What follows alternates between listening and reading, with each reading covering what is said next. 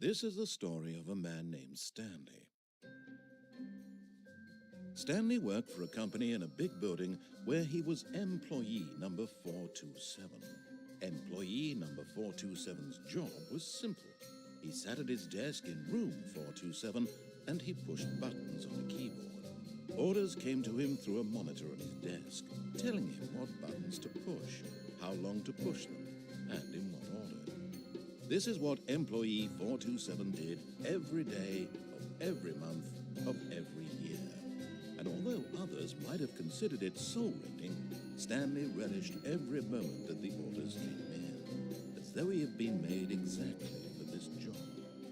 And Stanley was happy. And then one day, something very peculiar happened.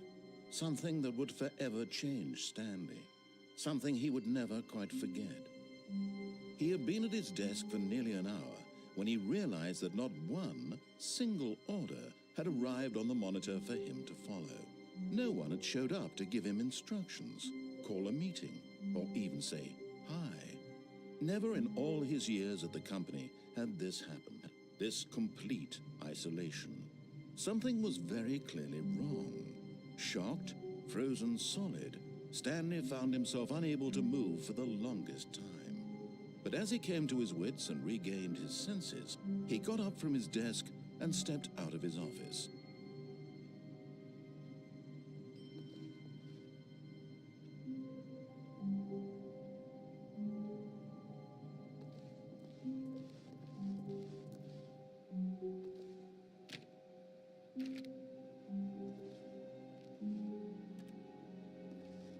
All of his co-workers were gone. What could it mean?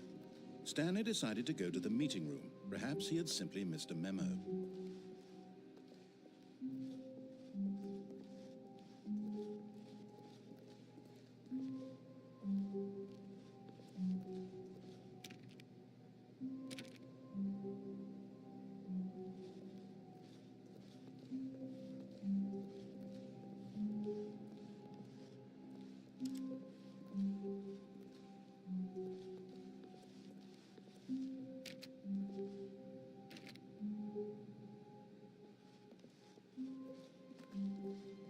When Stanley came to a set of two open doors, he entered the door on his left.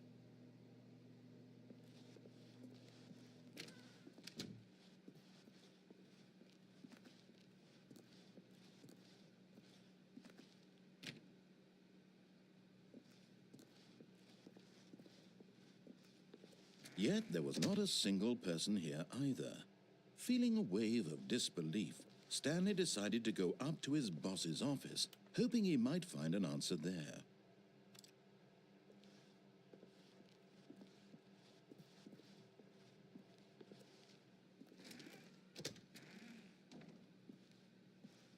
Stanley stepped into the broom closet, but there was nothing here, so he turned around and got back on track.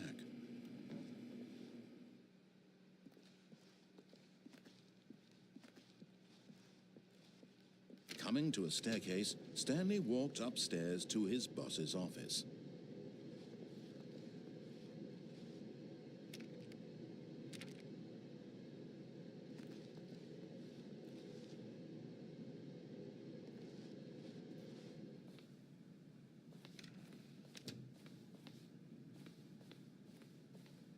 Stepping into his manager's office, Stanley was once again stunned to discover not an indication of any human life.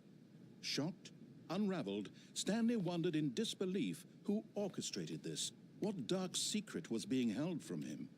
What he could not have known was that the keypad behind the boss's desk guarded the terrible truth that his boss had been keeping from him, and so the boss had assigned it an extra secret PIN number, 2845. But of course, Stanley couldn't possibly have known this.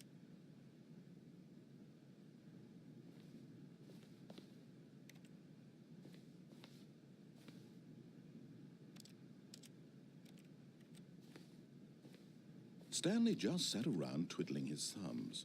Trying to input anything on the device was useless, since he could never possibly know that the combination was 2845.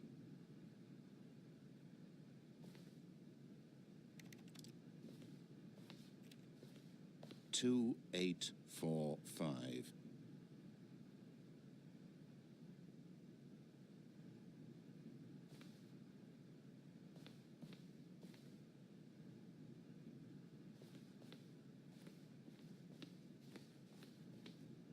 Forgot, but it turns out that the panel's emergency override kicked in, and the door just opened all by itself. And Stanley got the hell along with the story. Well, whoop-de-doo.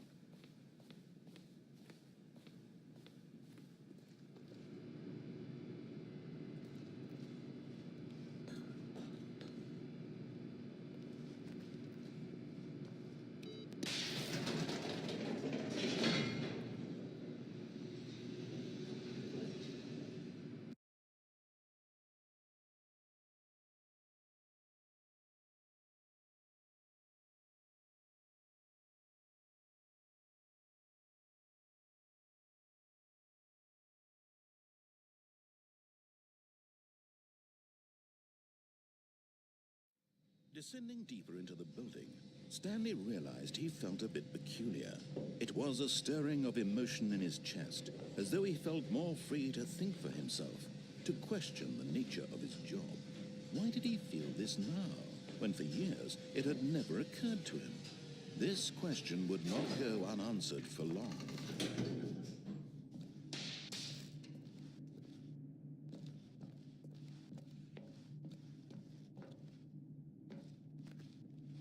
Stanley walked straight ahead through the large door that read Mind Control Facility.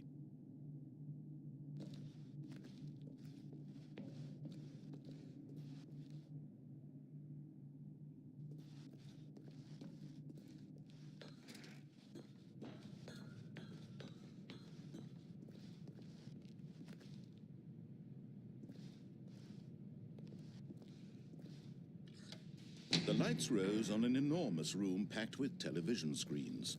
What horrible secret did this place hold? Stanley thought to himself. Did he have the strength to find out?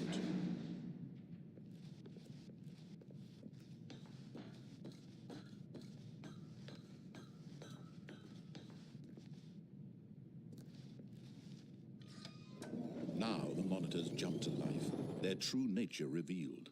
Each bore the number of an employee in the building, Stanley's co-workers. The lives of so many individuals reduced to images on a screen, and Stanley, one of them, eternally monitored in this place where freedom meant nothing.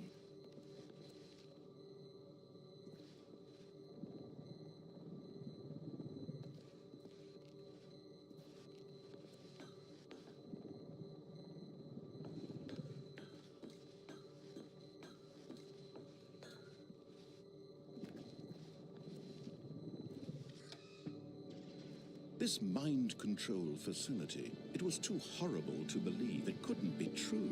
Had Stanley really been under someone's control all this time?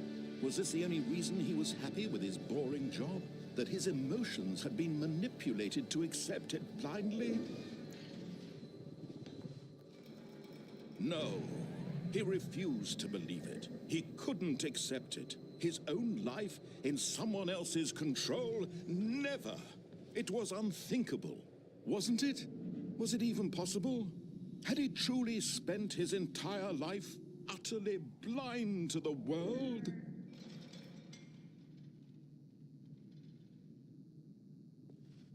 But here was the proof. The heart of the operation. Controls labeled with emotions. Happy, or sad, or content. Walking, eating, working. All of it monitored and commanded from this very place. And as the cold reality of his past began to sink in, Stanley decided that this machinery would never again exert its terrible power over another human life. For he would dismantle the controls once and for all.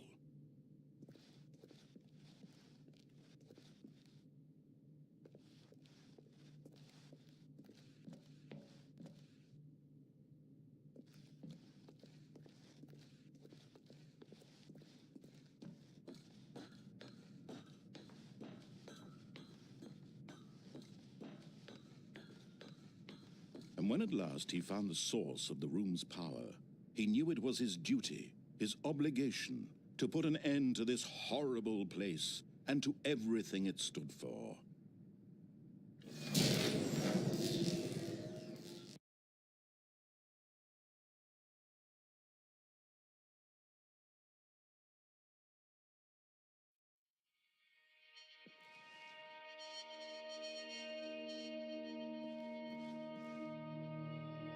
Blackness and a rising chill of uncertainty. Was it over? Yes, he had won. He had defeated the machine, unshackled himself from someone else's command. Freedom was mere moments away. And yet, even as the immense door slowly opened, Stanley reflected on how many puzzles still lay unsolved. Where had his co-workers gone? How had he been freed from the machine's grasp? What other mysteries did this strange building hold? But as sunlight streamed into the chamber, he realized none of this mattered to him, for it was not knowledge or even power that he had been seeking, but happiness. Perhaps his goal had not been to understand, but to let go. No longer would anyone tell him where to go, what to do, or how to feel. Whatever life he lives, it will be his. And that was all he needed to know. It was perhaps the only thing worth knowing. Stanley stepped through the open door. Stanley felt the cool breeze upon his skin, the feeling of liberation, the immense possibility of the new path before him. This was exactly the way, right now, that things were meant to happen. And Stanley was happy.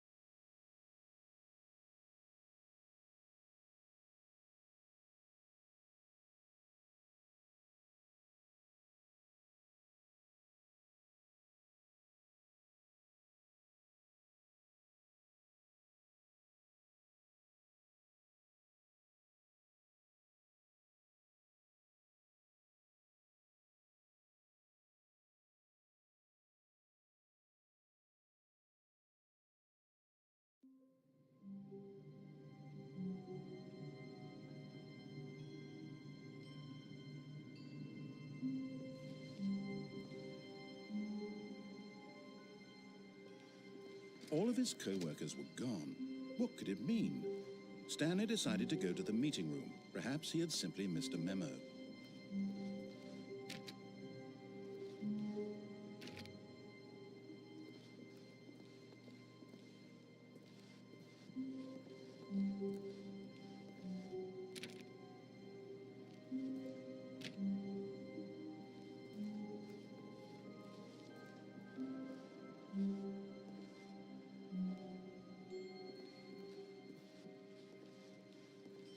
When Stanley came to a set of 2 open doors, he entered the door on his left.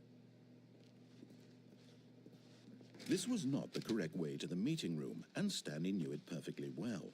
Perhaps he wanted to stop by the employee lounge first, just to admire it.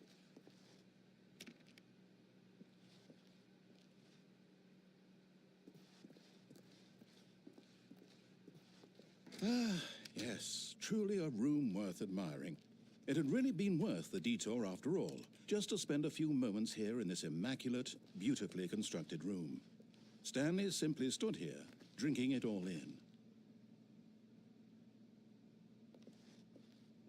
But eager to get back to business, Stanley took the first open door on his left.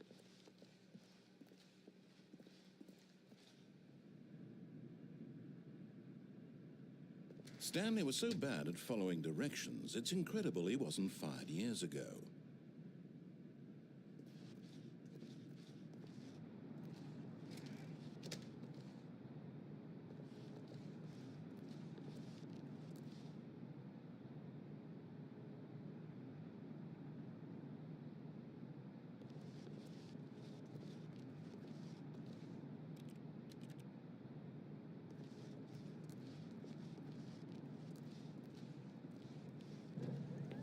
Look, Stanley, I think perhaps we've gotten off on the wrong foot here. I'm not your enemy, really, I'm not. I realize that investing your trust in someone else can be difficult, but the fact is that the story is... What? Really? I was in the middle of something. Do you have zero consideration for others? Are you that convinced that I want something bad to happen to you? Why, I don't know how to convince you of this, but I really do want to help you, to show you something beautiful. Look, let me prove it. Let me prove that I'm on your side. Give me a chance.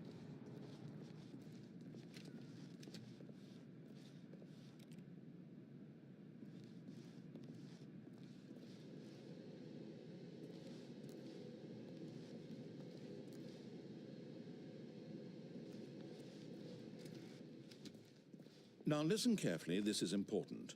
Stanley walked through the red door. Aha, perhaps you misunderstood. Stanley walked through the red door. I still don't think we're communicating properly. Stanley walked through the red door.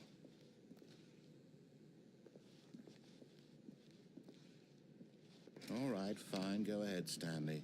You want to know so badly what's out there? You want to find out what lies at the end of this road you've chosen? Well, don't let me stop you. You see, there's nothing here. I haven't even finished building this section of the map because you were never supposed to be here in the first place. Broken rooms, exposed developer textures. Is this what you had wanted? Was it worth ruining the entire story I had written out specifically for you? Do you not think I put a lot of time into that? Because I did. And in the end, it was all for nothing, because this is what you wanted to see. Help me here, Stanley. Help elucidate these strange and unknowable desires of yours. What would have made this game better? What did you want to see? Vehicles? Skill trees? Work with me. You've given me absolutely nothing so far. Tell you what, let me take a stab in the dark at a new design, and you can give me some feedback. There we go. A third option. This already feels leaps ahead of where we were before. Go ahead, Stanley. Take it for a spin.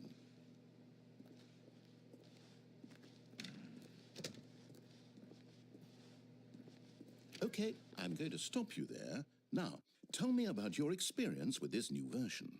Would you say that the game benefited from allowing you more choices? Feel free to be honest. I'm looking for some real critical feedback here. Oh, of course. A 3. Really? Maybe next time we can get you to form an actual opinion, you know? Any level of critical thinking or engagement with your surroundings? Does that sound good? Think we can do that? Yes? Wonderful. Here, based on the data from your previous playthrough, I've compiled a new version. And to be perfectly candid, I think I've knocked it out of the park with this one. Let's take a look.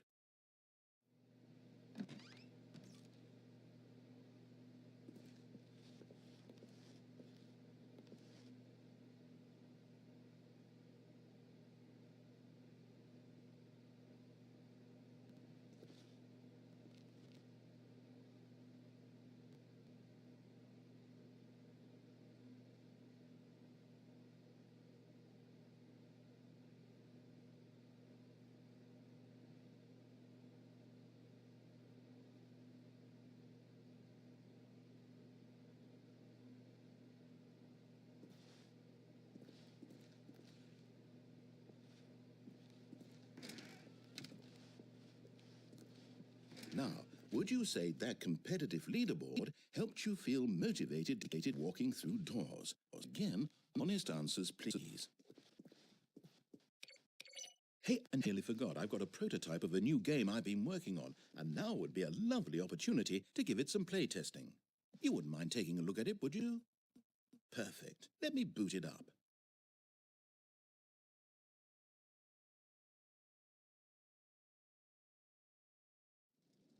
In this game, the baby crawls left towards danger.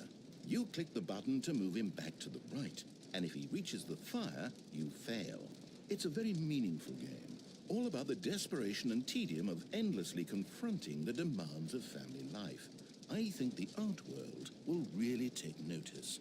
But of course, the message of the game only becomes clear once you've been playing it for about 4 hours. So why don't you give it 4 hours of play to make sure it's effective? Be sure to keep notes on your experience.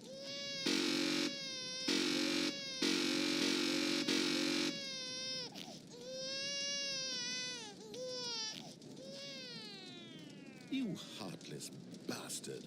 Did you do it because you hate babies or purely to spite me?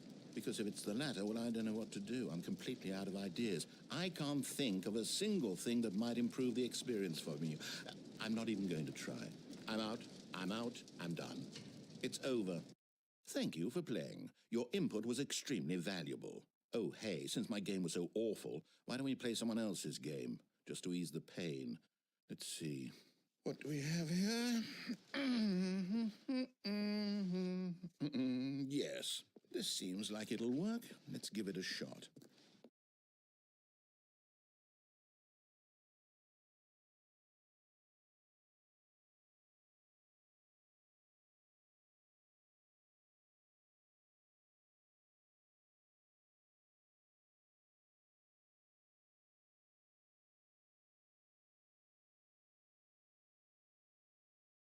Well, Stanley, is this any better? At last, the one thing you've always desired, a game I had absolutely nothing to do with. But is it enough? Tell me that, Stanley. Will it ever be enough? Well, I'll say this. I'm done making things for you. From now on, I will only create to fulfill a greater artistic purpose. Watch this, Stanley. I'm going to build a house.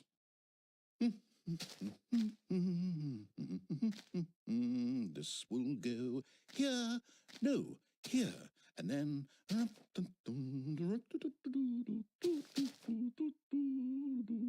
Let's see, what does it need? Yes, of course, and just to finish it all off, yes, it's complete. I made this, Stanley. Look at it. Gaze upon my work of art and feel ashamed at your own inadequacy. But you've only seen it from the outside. You've only gotten half the experience. Please, step inside and make yourself comfortable.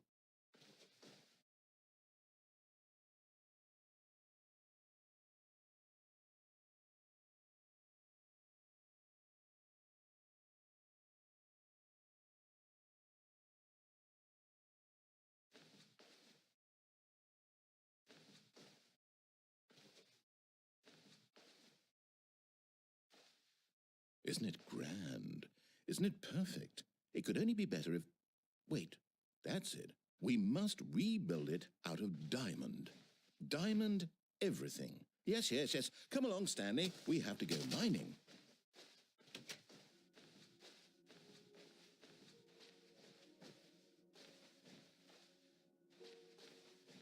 Oh, my. It looks like it's going to get a bit dark. Have you brought a light?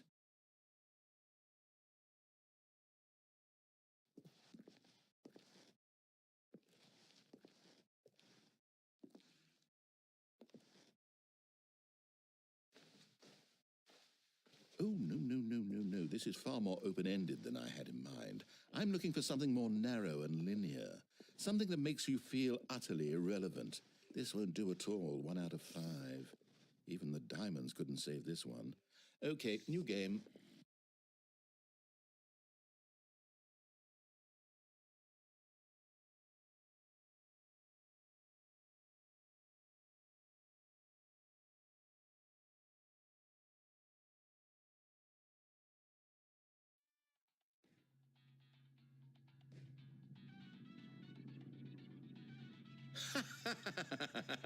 Yes! I don't even know what this game is, but I love it. You, trapped in a glass box with no way out, listening to me talk. Oh, it's inspired. I couldn't have done it any better myself. What is this game even supposed to be? I can't figure it out. Okay, now I'm curious. Let's go find out what the hell this is.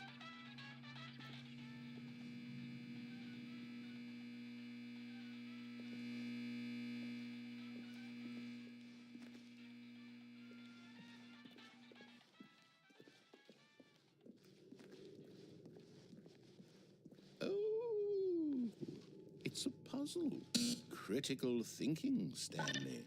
Your forte.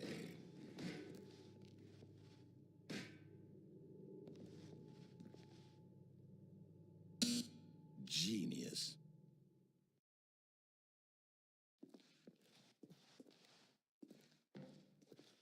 No, actually, you know what? I think that's plenty. I really don't care much to see you stumble through any more of these.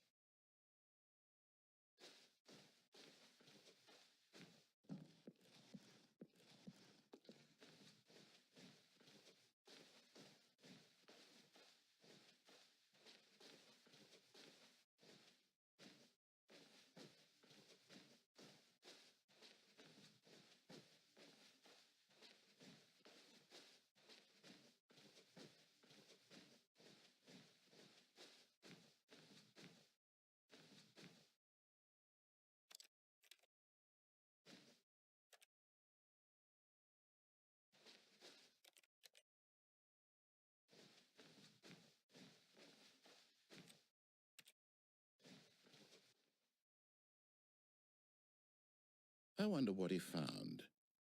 If what he wanted was to be the leading man in his own story, well, perhaps he's gotten it, down in wherever he is right now. I wonder if he's happy with his choice, and if he's learned the heavy cost that comes with it. He'll understand soon what I was trying to tell him. He needs me. Someone who will wrap everything up at the end, to make sense out of the chaos and the fear and the confusion. That's who I am. That is what I mean to this world. Oh, yes. Yes, I'll be back. There's no other way. Once this ends, after it all comes to a close, then I'll be back. The end will be here soon. Very soon. I can wait.